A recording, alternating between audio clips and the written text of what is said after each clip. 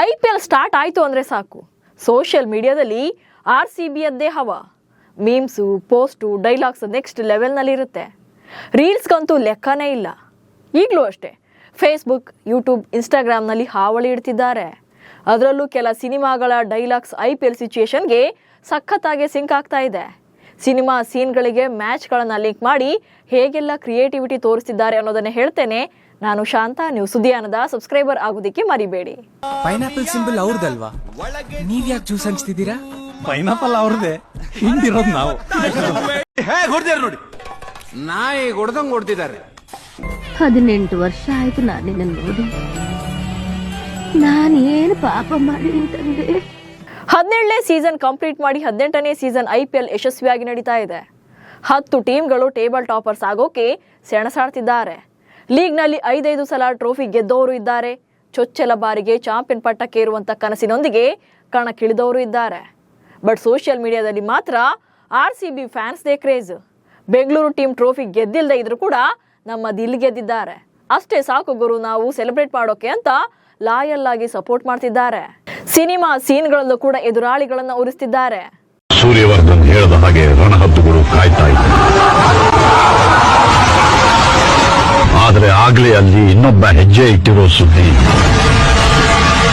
ಯಾರಿಗೂ ತಲುಪಲಿಲ್ಲ.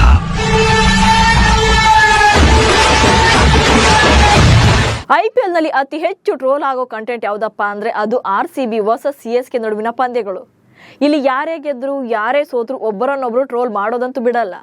ಅದರಲ್ಲೂ ಈ ಸಲ 17 ವರ್ಷಗಳ ಬಳಿಕ ಚಪಾಕ್ನಲ್ಲಿ ಬೆಂಗಳೂರು ಟೀಮ್ ಚೆನ್ನೈ ತಂಡವನ್ನ ಸೋಲಿಸಿತ್ತು. ಈ ಸೋಲಿನ ಬಳಿಕ CSKಯನ್ನ RCB ಫ್ಯಾನ್ಸ್ ಸರಿಯಾಗಿ ರೋಸ್ಟ್ ಮಾಡಿದ್ದಾರೆ. ಮ್ಯಾಚ್ ಟೈಮಲ್ಲಿ CSK ಸೋಲು ಹಂತಕ್ಕೆ ಬರ್ತಾ ಇದ್ದಂತೆ CSK ಅಭಿಮಾನಿ ಕೊರಳಲಿದ್ದಂತ ವಿಜಲ್ನ RCB ಅಭಿಮಾನಿಯೊಬ್ಬಳು ಊದಿದ್ಲು. ಈ ವಿಡಿಯೋ ಸಿಕ್ಕಾಪಟ್ಟೆ ವೈರಲ್ ಆಗಿತ್ತು. ಇದೇ ಸಿಚುಯೇಷನ್ ಇಟ್ಕೊಂಡು ಸಿನಿಮಾ ಡೈಲಾಗ್ ಸಿಂಕ್ ಮಾಡಿದ್ದಾರೆ. ಪೈನಾಪಲ್ ಅವರದ್ದೇ ಆದ್ರೂ ಅದನ್ನ ಹಿಂಡೋದು ಮಾತ್ರ ನಾವೇ ಅಂತ ಟ್ರೋಲ್ ಮಾಡಿದ್ದಾರೆ. ಸರ್, ಪೈನಾಪಲ್ ಸಿಂಬಲ್ ಅವ್ರದಲ್ವಾ? ನೀವ್ ಯಾಕೆ ಜ್ಯೂಸ್ ಹಂಚ್ತಿದ್ದೀರಾ? ಪೈನಾಪಲ್ ಅವ್ರದೇ, ಹಿಂದಿರೋದು ನಾವು. ಹಾಗೆ CSK ತಂಡ ಪದೇ ಪದೇ ಸೋಲ್ತಾ ಇರೋದಕ್ಕೆ RCB ಫ್ಯಾನ್ಸ್ ಕಿರಿಕ್ ಪಾರ್ಟಿ ಸಿನಿಮಾದಲ್ಲಿ ರಕ್ಷಿತ್ ಶೆಟ್ಟಿ ಹೇಳುವಂತ ಡೈಲಾಗ್ ನ ಸಿಂಕ್ ಮಾಡಿದ್ದಾರೆ. ಹೇಗ್ ಹೊಡೆದಿದ್ದಾರೆ ನೋಡು, ನಾಯಿಗೆ ಹೊಡೆದಂಗ್ ಹೊಡೆದಿದ್ದಾರೆ ಅಂತ ರೋಸ್ಟ್ ಮಾಡಿದ್ದಾರೆ. ನೋಡಿ, ನಾಯಿ ಹೊಡೆದಂಗ್ ಹೊಡ್ತಿದ್ದಾರೆ. ಪಾಪ ಹೊಡೆದಿರೋ ಏಟಿಗೆ ಹಲ್ಲೆಲ್ಲ ಅಲ್ಲೋಲ ಕಲ್ಲೋಲ ಆಗ್ಬಿಟ್ಟಿದೆ. ಹೇಗ್ ಹೊಡೆದಿದ್ದಾರೆ ನೋಡಿ, ನಾಯಿ ಹೊಡೆದಾರ್ಲೆ. ಇನ್ನು ಬೆಂಗಳೂರು ಟೀಮ್ ಮತ್ತು ಮುಂಬೈ ಟೀಮ್ ನಡುವೆ IPL ನ 20ನೇ ಮ್ಯಾಚ್ ನಡೆಯಲಿದೆ.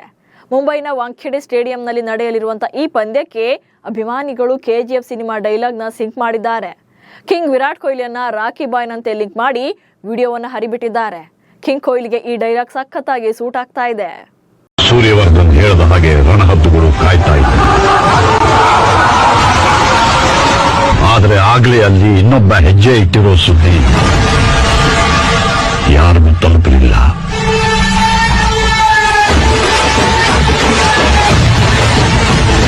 Powerful people come from powerful places.